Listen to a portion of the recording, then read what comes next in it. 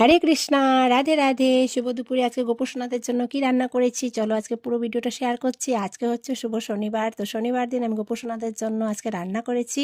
বেগুন ভর্তা বানিয়েছি, ভাড়ালি করে রান্না করেছি, আর রান্না করেছি টমেটো টমেটো না, আনারসের টক বানিয়েছি। দেখো, টমেটো বলে ফেললাম।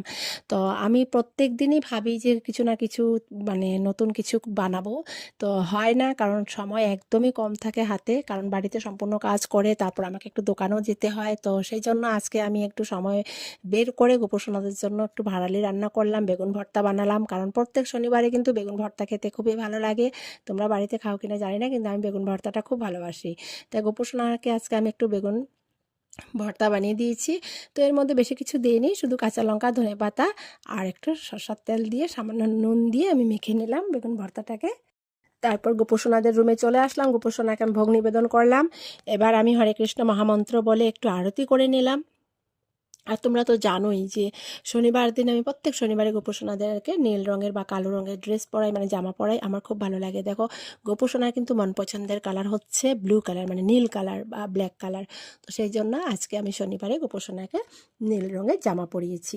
আর রাধিকাও দেখো আজকে কত সুন্দর জামা পরেছে।